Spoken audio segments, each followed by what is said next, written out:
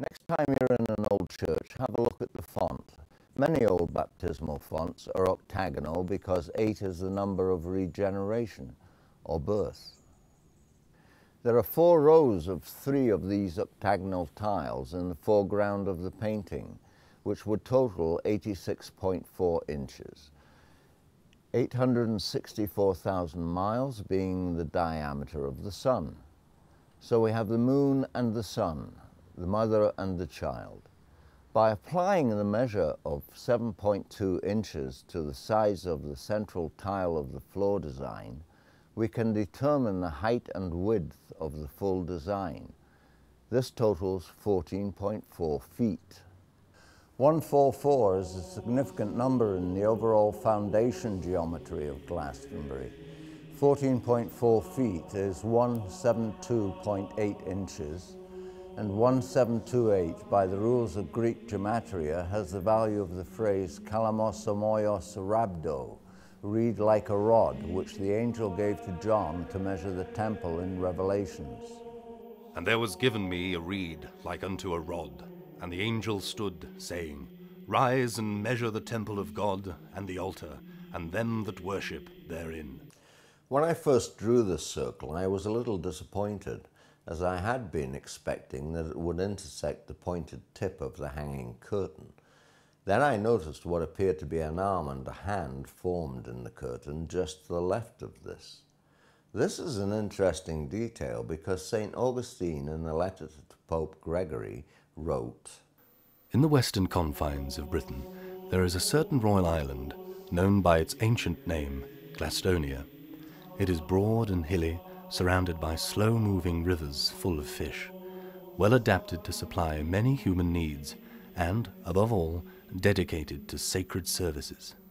There the first English converts to the Christian law discovered, by God's guidance, an ancient church, built, so they say, by no human art, but designed by God himself for the salvation of humanity. After which the Maker of heaven showed by many miracles and mysteries that he had consecrated it to himself and to Mary, the Holy Mother of God. Perhaps the artist's intention was to show the hand of God drawing the interior boundary wall to his work of art. For this reason, I gave him a quill pen. We also find a confirmation in the window, where it passes through the top crossbar. This is the last of those given in the angel's octagon diagram, and as such we can simply measure it using the pixels as described earlier. It's debatable whether or not the artist intended to snuff out the candles in the chandelier, perhaps implying that the exterior to the confines of the church all was darkness. He certainly provided a perch on the roof for the dove, bringing to mind the passage in Genesis. But the dove found no rest for the sole of her foot, and she returned unto him into the ark. This 19.2-degree angle at the center produces a straight line door opening in the interior stone wall of 39.6 inches, a reference to a 3960-mile radius of the Earth. At the interior wattle wall, the opening will be 43.2 inches, and this is a reference to the 432,000-mile radius of the Sun. At this point, we have completed the construction plan of the original church. This likely would have been the first ever above-ground Christian church, but is there any supporting evidence for any of the above dimensions?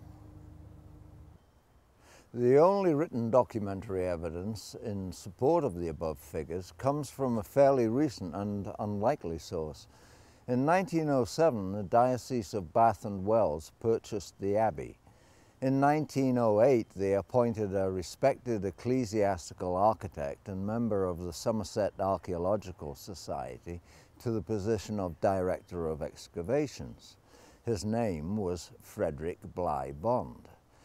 Bond had a close friend, Captain John Bartlett, who would sit with Bond and communicate messages through automatic writing from the old-time monks, geometers, and architects of the abbey. Bond used the scripts with a great deal of success to excavate the foundations of various long-forgotten chapels and other features.